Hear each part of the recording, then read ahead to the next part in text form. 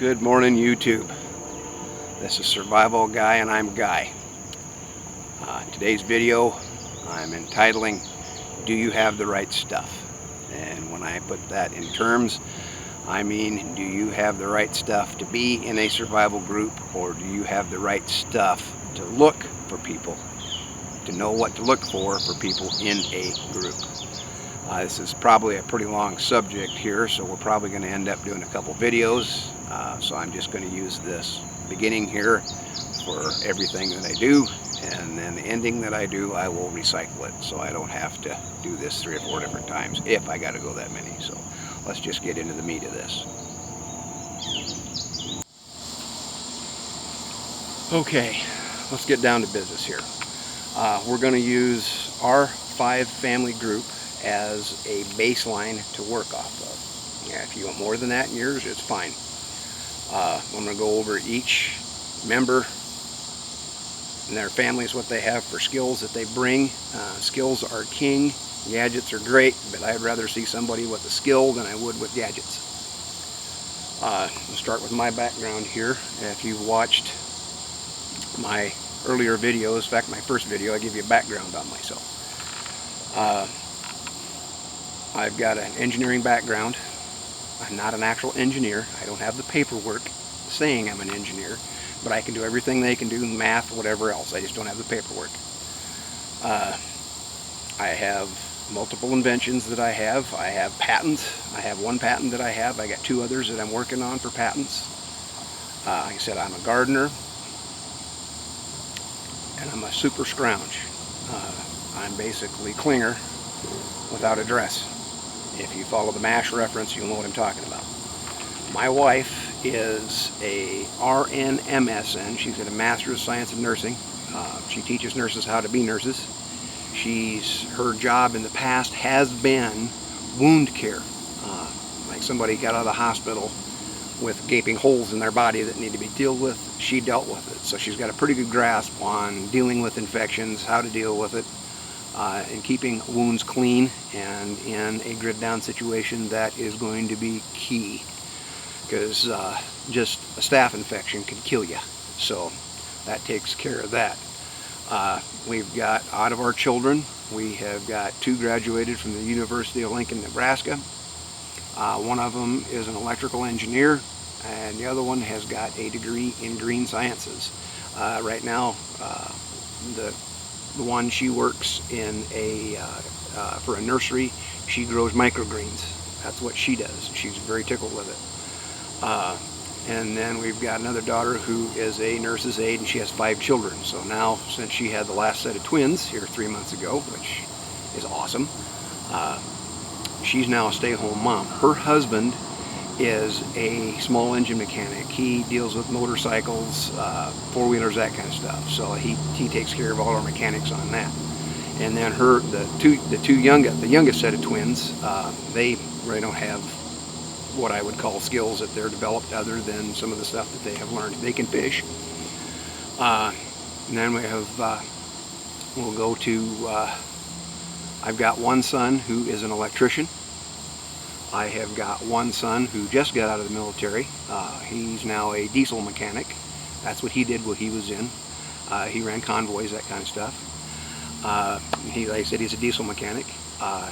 And then I have 1 son who is a salesman for a phone company, and he's getting his pilot's license. He wants to be a commercial pilot, so good for him.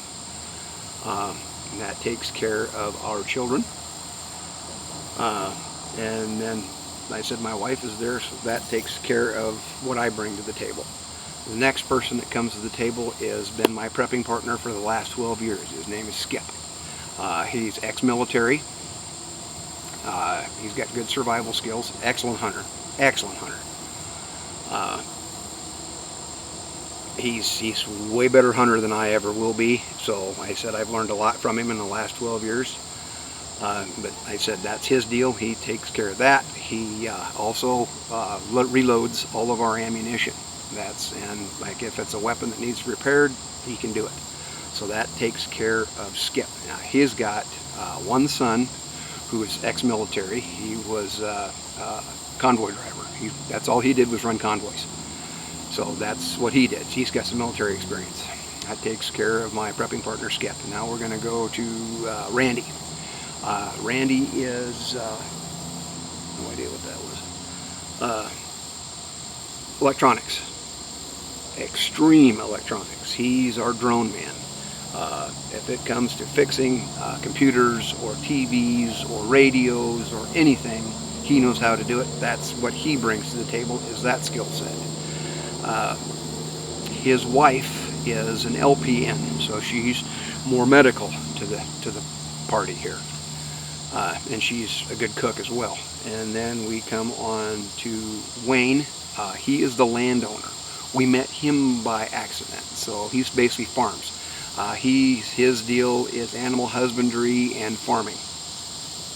So he has some equipment that we can use, but the main reason that we ended up with Wayne is we were looking for a place to go. He's got an area where we have our bug out location, or camp, if you will. He was worried about, if things went to hell in a handbasket, how he was going to defend his livestock and his ground. Well, that is a responsibility that us as a group took on when we got in with Wayne come in with us. That was the deal, that if something does happen, we are there to help him defend his livestock and his ground.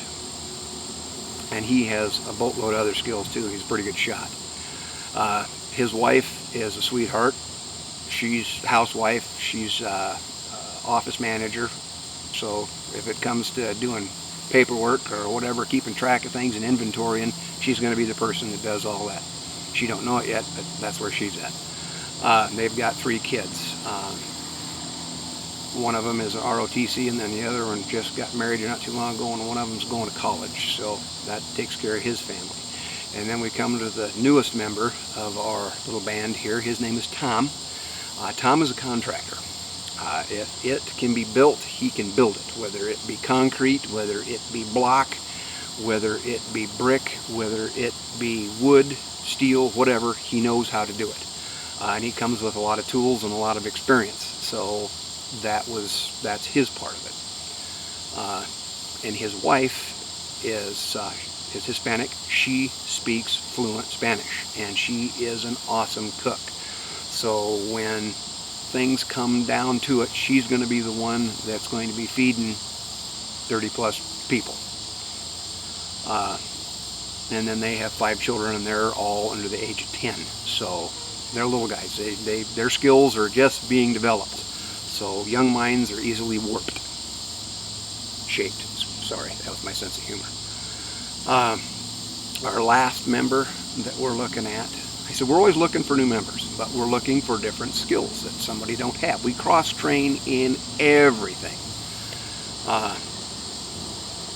The last member that we're looking at is possibility of actual doctor, the veterinarian, which, he's not a people doctor, but he's got the general knowledge of if something were to go wrong, great. A doctor would be wonderful if we could find one. But you don't find many doctors that have the prepping mentality, that are who you would want.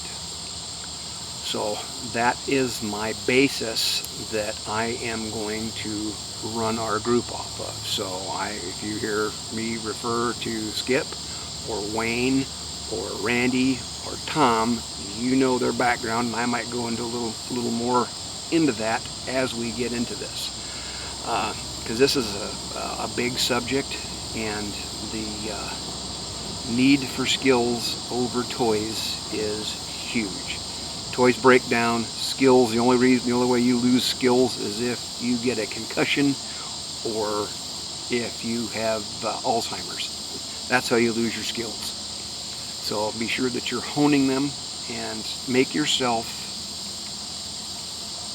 to the point where someone wants you in their group by the skill sets that you have available. Everybody in our group, to get into our group, had a couple things that they had to be able to do. First of all, they had to have a firearm and how to use it. The calibers that we wanted everybody to bring or be able to use was 22s, that's covers short and long rifles and magnums, 223 or 5.56, 38, 357, 9mm, and 12 gauge. Most every adult member in our group has like a 357, 38 usable weapon that they go, because skip loads our ammunition, and it's extremely cheap when we load 2,000, 3,000 rounds at a time versus 50. Like I said, that's what Skip does, is he takes care of all of our ammunition needs. As I said, I would rather have someone come in, me personally, I would rather have somebody come in with skills versus somebody coming in with a bunch of gadgets. You lose a gadget, batteries go down, you're done. So we're going to talk. I'm going to stop right here for this and finish this off, and then the next one we work on here is going to be what to look for if you're going to start a group, who to look for, and how to look for them. So that's where we're going to go on our next one. Talk to you later. Thanks.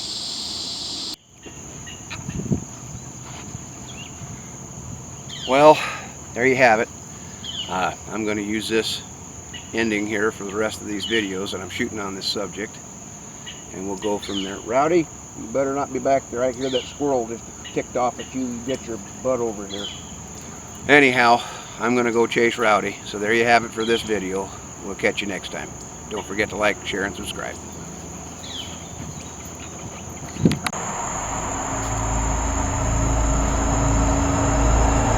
Don't forget, knowledge is power. Get some. Until next time.